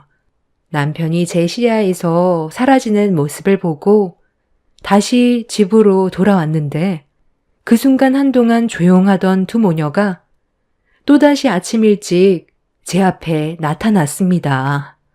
연락도 없이 불쑥 찾아와서 아침부터 짜증이 올라왔지만 괜히 또 계획된 일정을 망치게 될까봐 두 모녀를 그냥 무시했어요. 그렇게 현관문을 열고 집으로 들어가려는데 뒤에서 시모가 저를 붙잡으며 한마디 꺼냈습니다. 오늘은 왜 통장에 돈이 안 들어온 거니? 평소 같으면 전날에 생활비가 들어오는데 아직 월급이 안 들어온 거야? 아니면 일부러 생활비를 주지 않은 거야? 글쎄요. 저는 그것까지는 모르죠. 그건 그이가 알아서 챙겨주는 거 아니에요? 제가 지금 많이 바빠서 그런 일로 시간을 낭비할 수 없어서요. 어머머머, 그런 일이라뇨? 아니, 새언니. 아침부터 말하는 게 상당히 날카로운데 우리가 뭐 잘못했어요? 당연히 받아야 될 게 안 들어와서 잊은 것 같아 찾아온 거잖아요. 아가씨, 며칠 전에 아가씨 오빠가 태어났던 날에 좋은 말 한마디라도 문자 보내준 적 있어요? 어머님도 마찬가지예요. 아무것도 하지 않았죠? 일상 전부 다 그이가 해주는 게 당연하다고 생각하는 것 같은데 그이가 떠난 뒤에도 지금처럼 행동할 수 있을 것 같아요? 발등에 불이 떨어지기 전에 똑바로 행동하세요. 있을 때 잘해야지. 떠나고 난 뒤에 바로 잡으려 해봤자 그때는 이미 늦은 거라고요. 그이는 출장 때문에 먼저 떠났으니 나중에 전화해 보세요. 그럼 오빠한테 떡값이라도 나왔을 텐데 그거라도 우리 엄마 챙겨줘요. 오늘 엄마랑 같이 목욕탕 갔다가 오래간만에 외식 좀 하려 했는데 저도 통장이 바닥났고 엄마도 돈이 없어서 찾아온 거예요. 보통은 어제 생활비가 들어와야 돼서 걱정 없이 썼는데 이런 일이 생겨서 우리도 지금 너무 난감해요. 내 아들 명절 떡값은 현금으로 줘서 너한테 들어간다던데 그럼 지금 가지고 있을 거 아니야? 그거라도 일단 줘봐라. 우리도 스트레스는 풀어야 되지 않겠어? 저는 받은 게 없어서요. 그리고 받았다 해도 힘들게 벌은 돈 흥청망청 쓰는 어머님이랑 아가씨한테 주고 싶지 않아요. 저 많이 바쁘니까 그만 가주시겠어요? 얘가 보자 하니까? 너 내가 우습니? 내 아들 명절 떡값 전부 내놓지 못해? 오늘 아주 버르장머리를 뿌리 뽑아야 쓰겄다. 당장 내 아들 돈 안 내나? 지금 뭐 하는 거예요? 당장 그 손 놓지 못해? 전화했는데 계속 안 받고 있길래 혹시나 해서 차 돌려와 보니까 내 예상이 딱 맞았네. 왜 이 사람한테 제 떡값을 찾아요? 생활비가 다 떨어져서 돈 받으러 왔어요. 원래 전날에 입금이 되어야 했는데 통장에 돈이 들어오지 않아 많이 불안했나 봐요. 저한테는 전화해서 돈 달라고 한마디 하는 것도 눈치가 보이면서 이 사람한테는 머리채 잡아도 되는 거예요? 너도 똑같아. 어디서 너희 새언니한테 대들고 있어? 먼저 출장을 떠났던 남편은 전화를 했는데 받지 않자 불안했는지 다시 차를 돌린 거였고 두 모녀가 제 머리채를 잡아채는 걸 보고 이성을 잃어버렸어요. 두 모녀는 당황해선 급하게 제 머리에서 손을 뗐지만 이미 문제가 상당히 심각해진 상태였죠. 어떠한 변명도 소용이 없었고 남편은 배응망덕한 두 모녀 쌍으로 손절하겠다면서 분노를 가라앉히지 못했습니다. 남편은 출장을 다녀오고 나서 보자며 저와 아이들을 차에 올려 태웠어요. 두 모녀는 사태가 심각해지자 달려와 남편을 말리면서 잘못한 부분에 대해 용서를 구했지만 이미 남편은 어떠한 말도 듣지 않았고 두 모녀는 자신들이 한 잘못에 대해 충분히 인정한다면서 저희 부부에게 계속 문자를 주고 전화를 시도했습니다. 하지만 이미 저도 마음이 떠나버렸고 남편은 너무 큰 실망을 했는지 더욱더 확고하게 자신의 결정을 실행에 옮겼습니다. 결국 남편과 함께 출장을 따라갔다 온 뒤 집으로 돌아오자마자 남편은 이사 준비를 했어요. 그리고 두 모녀가 살고 있는 남편 명의로 된 집 또한 처분하기 위해 부동산에 내놓았죠. 사태의 심각성을 뒤늦게 깨달은 두 모녀는 발등에 불이 붙었는지 애원을 하며 빌었지만 더는 소용이 없었습니다. 결국 아파트에 살던 두 모녀는 원룸 단칸방으로 내쫓기게 되었고 남편과 저는 다른 지역으로 이사를 해버렸어요. 시모와 신우는 땅을 치며 후회를 했지만 이미 돌이킬 수 없을 정도로 남편의 행동은 확고했습니다. 가족이라고 호의를 베풀었더니 당연한 권리로 생각하는 두 모녀를 평생 용서하고 싶지 않다며 먹고 사는 게 얼마나 힘든지 겪어봐야 정신을 차린다면서 어떠한 연락도 하지 않은 상태입니다. 그렇게 지긋지긋했던 두 모녀와 손절하고 지금까지 잘 지내고 있었는데 얼마 전에 저희 집 앞에 두 모녀가 찾아왔어요. 알고 보니 신우가 남편이 다니는 회사에서부터 쫓아와 저희 집을 알아낸 거였습니다. 그리고 하는 말이 시모가 암에 걸렸대요. 말기도 아닌 갑상선 초기라는데 치료비가 없어서 도움을 받으러 왔다고 하는데 남편은 고개를 돌렸고 저는 뒤에서 아무 말도 하지 않고 지켜보고만 있는 상황입니다. 초기라 수술만 잘하면 큰 문제는 없다고 하는데 남편은 도와주고 싶은 마음이 없어 보였어요. 저희 집에 찾아온 신우에게 겉으론 강하게 거절을 했지만 속으론 어떻게 생각하고 있을지 표정을 봤을 땐 그 속마음을 잘 모르겠어요. 갑상선 치료야 어렵지 않게 끝난다고 하지만 모든 의사결정은 남편에게 달려 있어서 일단 지켜보고 있는 중입니다. 분명 도와주게 된다면 다시 엮이는 상황이 생기게 되다 보니 저 또한 조심스럽더군요. 그래서 고민이 많습니다. 한번 도와준다면 계속 손을 벌리게 될까봐 걱정이라 이렇게 사연을 신청하게 되었습니다. 인생 선배님들의 도움이 필요한 시점인 것 같네요.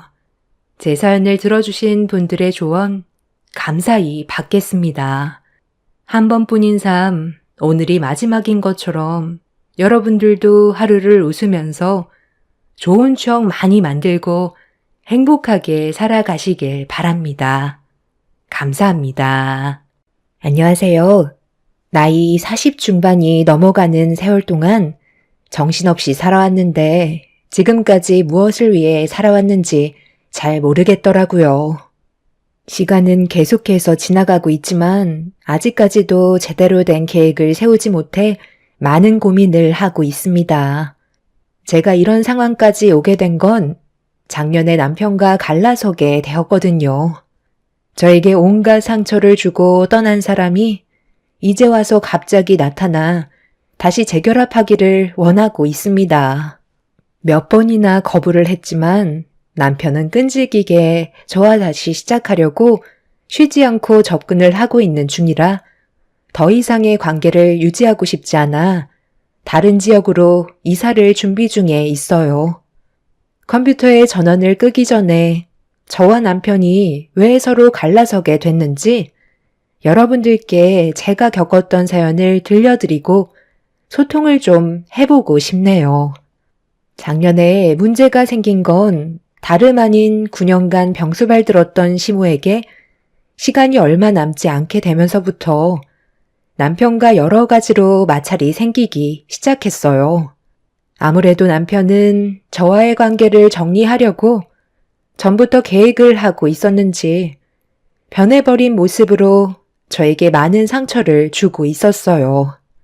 그런 모습을 보면서 많은 눈물을 흘리며 힘들어했지만 그럴 때마다 남편은 제 입에서 이혼하자는 말이 나오게끔 더 악착같이 모질게 대하고 있었죠. 결국 지칠 대로 지쳐버린 저는 더 이상 함께하고 싶은 마음이 생기지 않아 이혼하자는 말이 나올 수밖에 없었어요. 그동안 우리 어머니 병수발 듣느라 정말 고생 많았어. 당신 때문에 내가 9년 동안 편하게 살아왔었던 것 같아. 아직 서로 젊으니까 뭐든 하면 먹고 살 순 있잖아. 열심히 한번 살아봐. 내가 당신한테 자유를 주는 거야. 나랑 같이 살고 싶지 않아서 이혼하자는 말을 먼저 꺼낸 거잖아. 우리 어머니가 오늘을 넘기지 못할 것 같다던데. 장례만 끝나면 각자 갈 길 가자고. 지긋지긋했던 당신과의 결혼 생활, 이제야 마무리가 되는 것 같네. 서로 맞지 않는데 굳이 같이 붙어 살 필요가 뭐가 있겠소?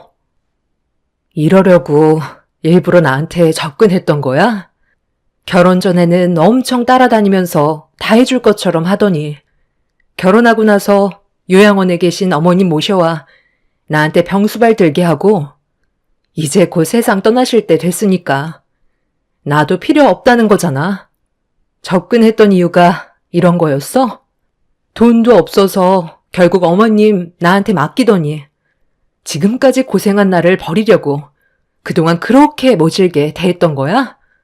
내 입에서 이혼하자는 말이 나오니까 이제 속이 후련해? 헤어질 거 생각하니까 아주 좋아 죽겠니? 당신이랑 결혼한 지 10년의 시간 동안 9년을 어머님 병수발 들었어. 우리 부모님은 일찍 돌아가셔서 건강하지 못한 어머님을 볼 때면 세상 떠난 부모님 생각에 지금까지 옆을 지켜드렸던 건데 당신은 그런 나한테 꼭 이런 식으로 상처를 줘야 해? 나와의 아이도 가지지 않겠다고 짐스러운 상황들을 전부 없애버리기 위해 수술까지 받았던 것도 이해했어. 당신이랑 내가 좋은 형편이 아니었지만 그래도 서로 사랑하고 있다는 것 하나만으로 지금까지 열심히 살아왔었던 건데 어떻게 어머님이 세상 떠나실 때가 되니까 나와도 더 이상 살고 싶지 않다고 내치려 들어? 당신한테 속아서 지금까지 희생만 하고 살아온 내 인생 책임져. 당신 인생을 내가 왜 짊어져야 하는 건데? 어차피 우리가 함께 살아봤자 득될 거 하나 없다는 거 잘 알고 있잖아. 지금의 관계가 좋지 않다는 거 알면서 미련하게 계속 붙잡고 있을 거야? 각자 갈 길 가면 얼마나 속편해. 내가 지금이 오길 얼마나 손꼽아 기다렸었는데 나 혼자만의 시간이 절실히 필요했었어. 이제야 내 삶을 찾을 수 있게 된 거고 당신도 그만 고생하고 앞으로 혼자 잘 먹고 잘 살면 되잖아. 어차피 당신이랑 나는 가진 것도 없었기 때문에 서로 나눠 가질 재산 싸움 같은 것도 안 해도 되니까 서로 갈라서는 거 얼마나 깔끔해? 자식도 없으니까 내가 양육비 내줄 필요도 없는 거고 이 집이야 어차피 내 명의로 되어 있는 집이었으니까 당신은 몸만 나가면 되잖아. 지금까지 우리 엄마 병수발 듣느라 그동안 고생한 거 예정을 생각해서 당신한테 엄마가 살던 집 그거 당신 명의로 옮겨줄게. 거기서 살면 당장의 생활은 될 거 아니야? 그것까지 전부 다 팔아치우려 했던 거 나도 조금의 양심은 있어서 주는 거니 고맙게 생각하고 받아. 구옥이라 곧 무너질 것처럼 허름하긴 하지만 그래도 그곳은 당신이랑 우리 엄마가 함께했던 추억들이 묻어있는 곳이잖아. 남편은 벌써부터 저와의 관계에 대해 전부 정리할 계획을 세우고 있었어요. 그런 모습이 제 마음을 찢어지게 만들었었죠. 그래도 함께해온 세월이 있는데 시모가 세상을 떠나게 될 날이 며칠 남지 않게 되자 본색을 드러낸 남편의 행동들이 정신적으로 너무 힘들게 만들고 있었어요. 남편과 인연을 만들었을 때 더 이상 혼자가 아니라는 이유 하나만으로도 삶의 희망이 생겼었고 앞으로 행복한 결혼 생활을 하고 싶었지만 시모의 수발을 드는 동안 남편은 저에게 거짓된 사랑을 보여주고 있었던 거였어요. 속으로는 하루빨리 저와의 관계도 정리하고 싶어 했다는 이중적인 모습을 숨기고 있었죠. 답답한 마음에 병원을 찾았고 시모는 아무 말도 하지 않은 채 숨만 쉬며 누워 계시는데 그 모습을 보면서 저와 시모의 삶이 너무 불쌍한 것 같아 한참 동안 눈물을 흘렸습니다. 제가 눈물을 보이고 있자 시모도 눈을 감고 계셨지만 눈물을 흘리고 계시다는 건 저에 대한 고마움을 전부 다 알고 계신 듯 보였습니다. 9년의 세월 동안 시모 옆에서 병수발 들었을 때 힘들다는 생각보다 함께하는 시간들이 소중하다고 생각했었어요. 시모와 대화가 가능했을 때 저에게 항상 미안해 하셨지만 저는 시모를 볼 때면 저희 부모님 생각에 더 많은 것들을 챙겨드리고 싶었죠. 항상 저에게 부족한 집안에 들어와 고생만 안겨주는 것 같다며 하루빨리 건강을 되찾아 저와 여행도 가고 싶어 하셨지만 현실은 병실에 누워 계실 수밖에 없으셔서 제가 안 볼 때면 미안함의 눈물을 보이곤 하셨습니다. 남편만 제대로 된 정신이 박혀 있었다면 저희 가족의 슬픔은 덜했을 텐데 집안의 기둥 역할을 해주지 못한 모습들이 결국 가정을 무너뜨리고 말았네요. 아직까지 숨이 붙어 계신 거야? 어머니, 언제까지 버티고 계실 거예요? 이제 그만 쉬셔도 되잖아요. 이런 거 보면 사람 생명 참 질긴 것 같아. 아무것도 못하고 계시는데 언제까지 병원비 축 내실 거예요? 아들을 위해서 남겨준 것도 하나 없으시면서 지금까지 자식 등골 빨아먹었으면 갈 때라도 서둘러 떠나시면 안 되는 거예요? 끈질기게 버티려 하시는 이유가 뭐예요? 제발 저 좀 놓아달라고요. 하루라도 빨리 엄마와의 지긋지긋했던 인연 끊어내고 싶은 제 마음 왜 이렇게 몰라주시는 거죠? 당신이 옆에서 눈물을 흘리고 있으니까 엄마가 세상에 미련이 남으셔서 못 떠나는 거 아니야? 내가 그러니까 병수발만 들어주라고 했지 정까지 주라고 그랬어? 피를 나는 모녀도 아니면서 내 앞에서 뭐 하는 거야? 당신이 흘리는 눈물 내가 보기에는 가식 같다고. 당신도 이제 병실에 들어오지 마. 방금 뭐라고 그랬어? 가식? 어머님이 빨리 떠나시면 좋겠다고? 그게 자식 입에서 나올 말이야? 당신을 낳아주신 분이야. 가진 게 없고 부유하지 못했어도 당신이 이 세상을 혼자서 살아온 것 같아? 그동안 키워주신 건 왜 생각 못하는데? 당신이 오히려 어머님 등에 달라붙어서 간이며 쓸개며 다 빼서 가져갔겠지. 어머님과 그동안 살면서 정말 많은 대화를 나눴었는데 이렇게까지 가난해진 이유도 전부 당신 때문이었잖아. 사업한답시고 집안 재산 전부 다 빼가고 어머님 노후 재산까지 탈탈 털어가 사업하는 족족 망하기만 했었다며. 그런데 해준 게 없다고? 어떻게 당신을 낳아주신 분한테 빨리 세상 떠나라는 말을 할 수가 있는 건데? 이렇게까지 쓰레기일 줄은 정말 상상도 못했다. 당장 병실에서 나가. 어머님이 눈만 감고 계시는 거지 귀는 열려 있으시다고.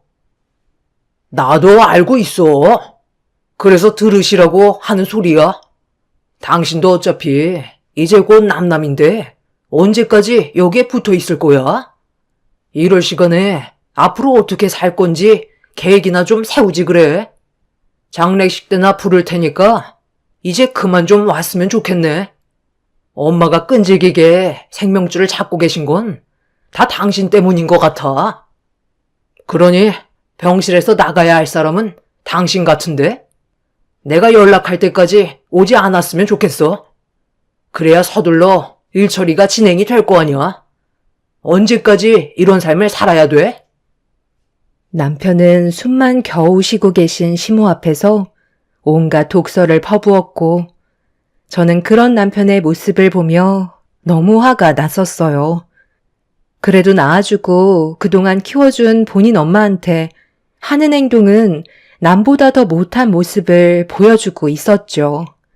제가 끝까지 나가려 하지 않자 남편은 저를 끌고 병실 밖으로 내쳐버리더니 병원이 떠나갈 정도로 화를 내며 무서운 모습으로 돌변해선 시모가 하루빨리 세상을 떠나야 모든 일들이 일사천리로 해결된다면서 저와 시모가 가까워지는 걸 막아섰어요.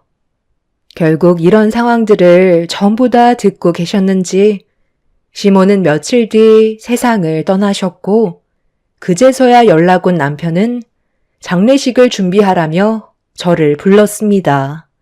급하게 장례식장을 찾아가자 남편은 이미 친분이 있는 사람들과 술판을 벌이고 있었어요.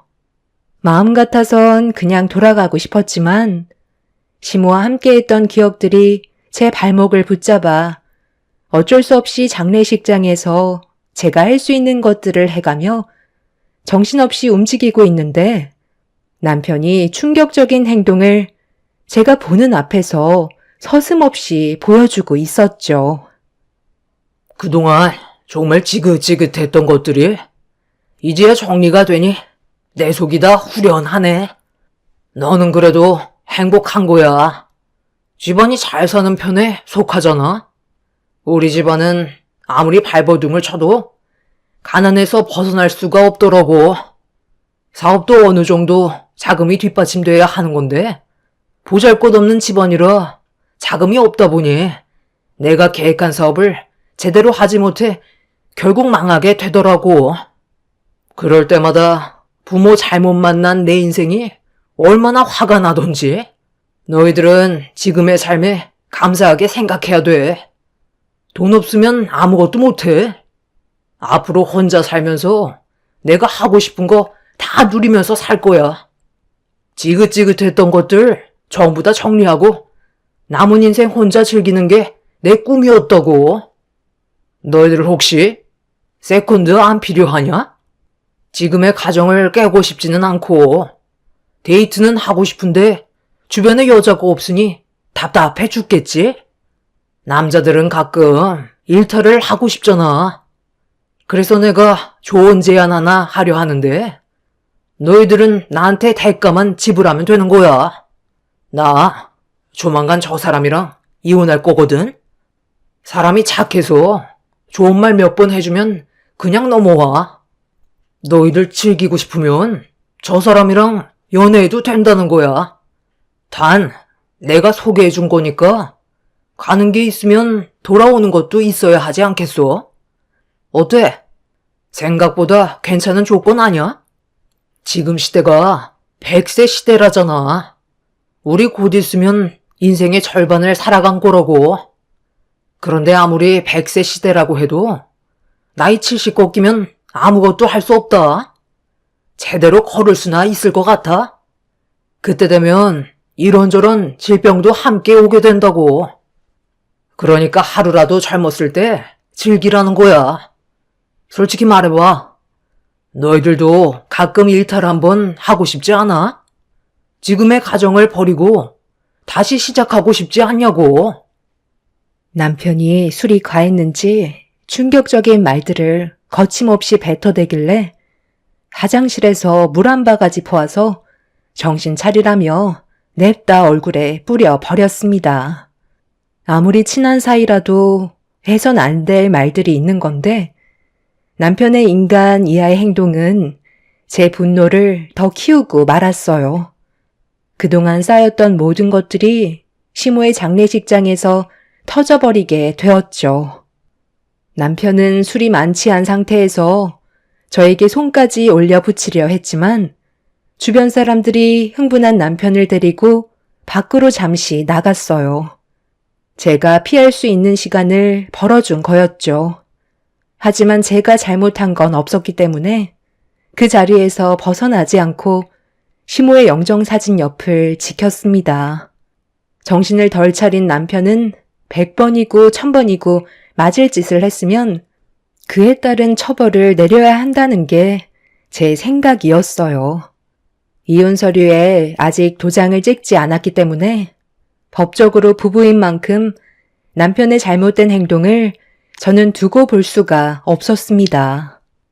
그렇게 한참의 시간이 지나고 밖에 있던 남편이 어느 정도 흥분을 가라앉혔는지 다시 장례식장을 들어왔지만 이미 저희 부부 사이는 돌이킬 수 없을 만큼 깨져버렸기 때문에 침묵을 유지한 채 서로의 자리만 지키고 있었습니다. 그렇게 힘들었던 시모의 장례가 끝이 난 뒤 남편이 바라는 대로 저는 이혼 서류에 도장을 찍고 말았습니다. 그리고 남편은 시모가 살고 계셨던 곧 무너져 내릴 것 같은 허름한 구옥을 저에게 넘겨주면서 시모의 집을 받은 것만도 감사하게 생각하라며 온갖 생색은 다 내놓에 저와의 인연을 끊어내어 버렸습니다. 그렇게 혼자가 되어버린 저는 시모가 남겨준 허름한 집에서 한동안 지내고 있었어요. 남편과의 결혼 생활 동안 지낸 시간들이 너무 허무하게 지나가 버린 것 같았고 아무것도 남아있지 않은 현실을 마주한 저는 결국 우울증에 빠지고 말았습니다. 안 좋았던 기억들을 전부 지워버리고 새로운 삶을 살기 위해 바쁘게 움직여야 하는데 그동안의 제 삶은 시모 곁에서 병수발만 들어왔었기 때문에 무엇을 하며 살아야 할지 앞이 막막하기만 했었어요. 그러다 보니 멍 때리는 시간이 많아졌고 거기에다가 혼자만 있게 돼서 그런지 쓸데없는 잡생각이 많아지기 시작했죠.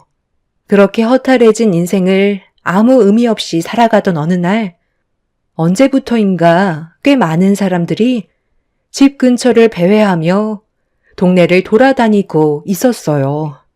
무슨 일인지 알 수 없었던 저는 그 모습을 지켜보고만 있었죠. 그런데 저희 집 앞에서 이상한 사람들이 심각한 대화를 나누고 있길래 무슨 일인가 싶어 조심스럽게 물어보자 무리에 있던 남자분께서 재개발 추진 문제로 조사를 하고 있다면서 주변 동네가 너무 오래되기도 했지만 옆 동네에 신도시가 들어서게 되면서 저희 집 주변에도 재개발 영향을 받게 될 것 같다며 나라 정책을 통해 개발이 기대되는 지역으로 선정이 되면 구옥들을 매입하게 될 것 같다는 말을 들을 수 있었어요.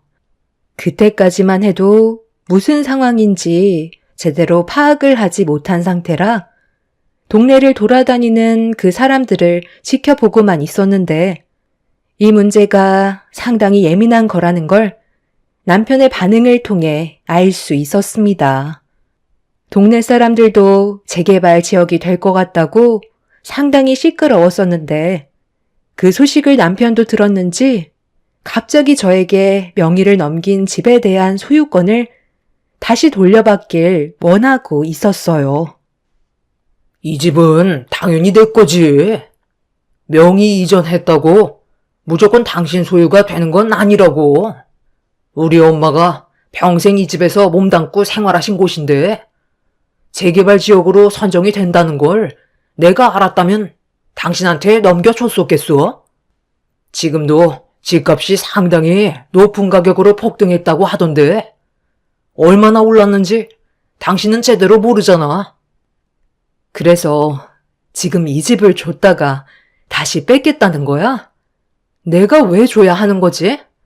법적으로 모든 게 해결이 된 상태인데 당신이 나한테 다시 돌려달라고 소유권을 주장할 수는 없는 거라고.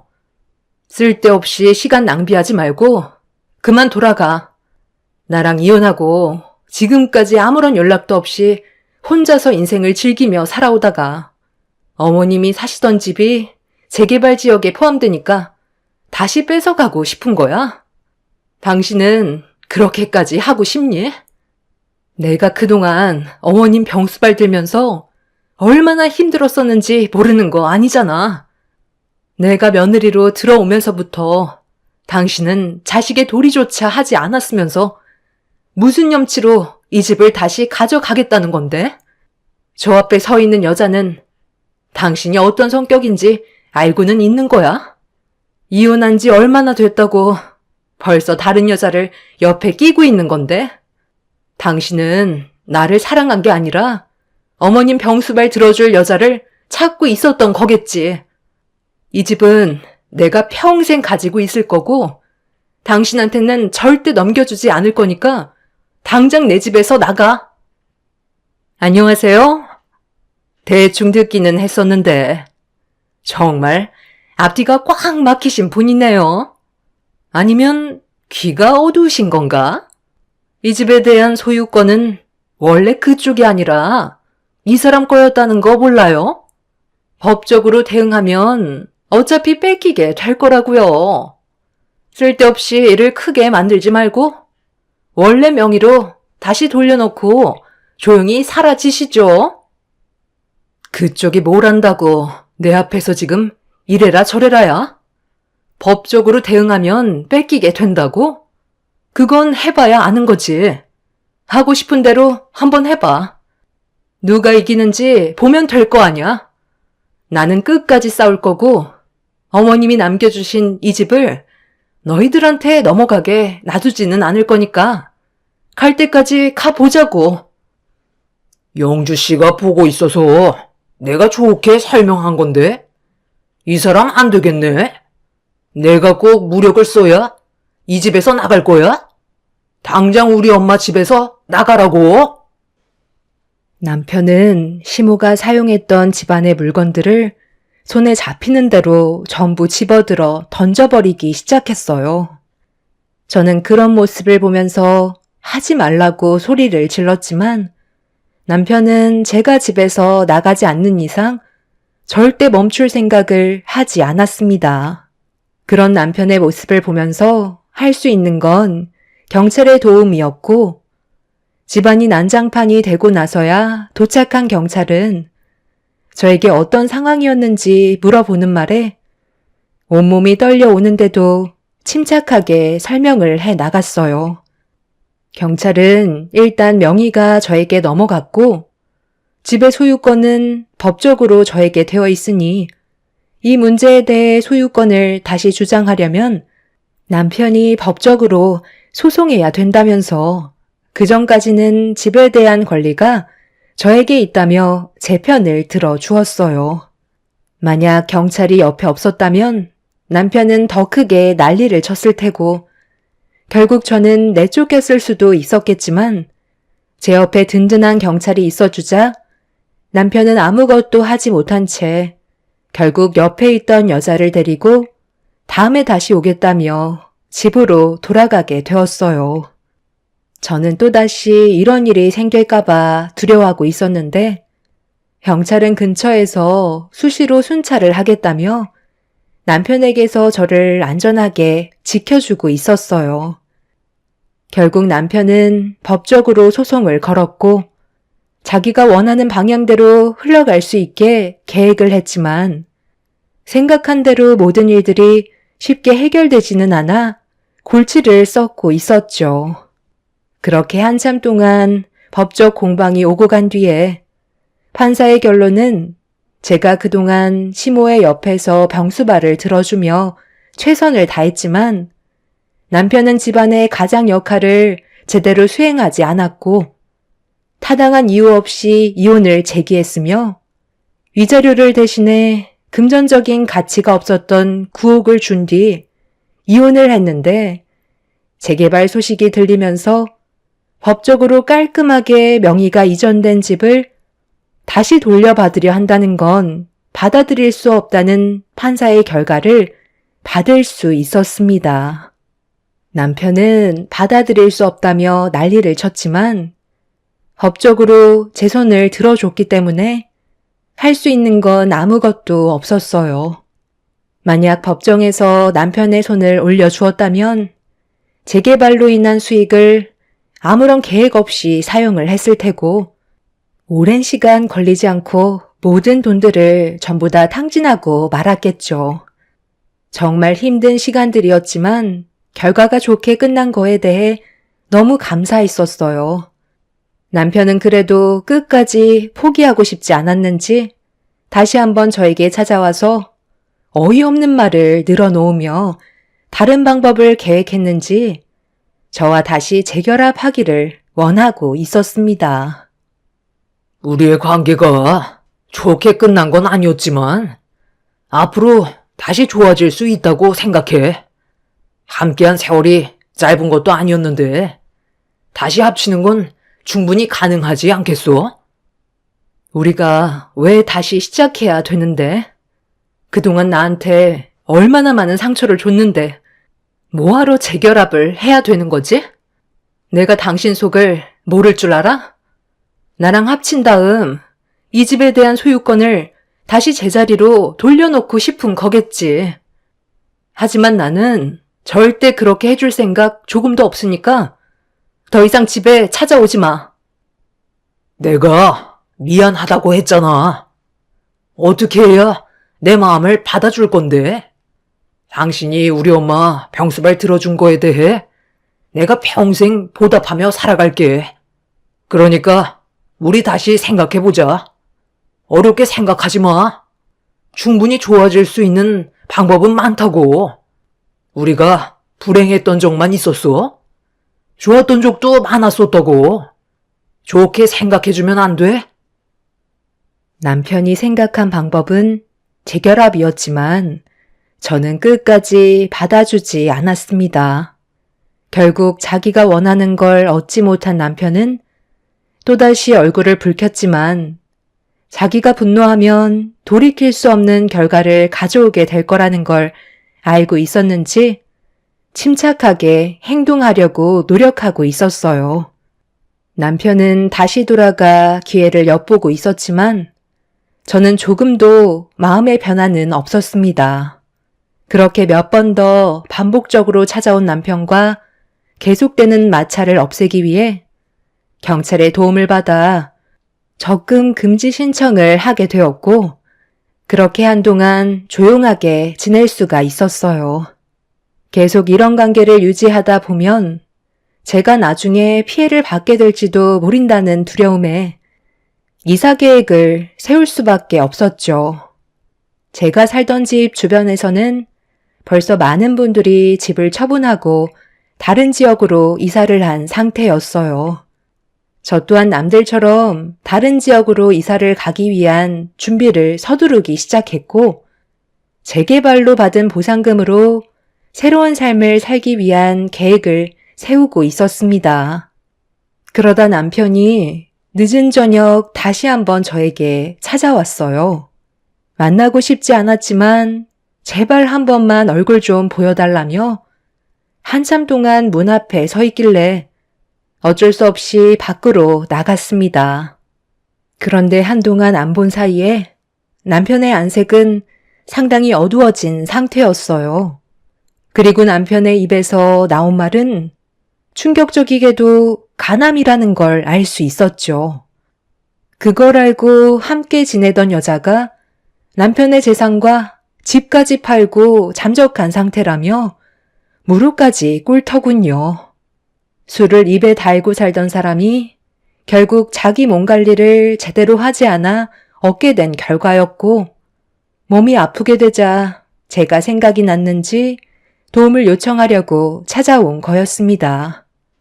하지만 저는 그런 남편을 보면서도 조금의 감정조차 변하지 않았어요. 그만큼 남편과 저와의 관계에는 더 이상 함께 할 수 있는 무엇도 남아있지 않았죠. 도와달라며 애원을 했지만 저는 가차없이 고개를 돌려 현관문을 닫아 버렸습니다. 남편은 처음으로 흐느끼며 자신의 삶을 되돌아보는 것 같았어요. 한참 동안 문 앞에서 서성이던 남편은 아무것도 얻지 못한 채 돌아가게 되었고 그 후로 2번 다시 얼굴을 본 적은 없습니다. 또다시 오게 될지 모르겠지만 더 이상 미련 두고 싶지 않아 최대한 빨리 벗어나고 싶은 마음밖엔 없네요.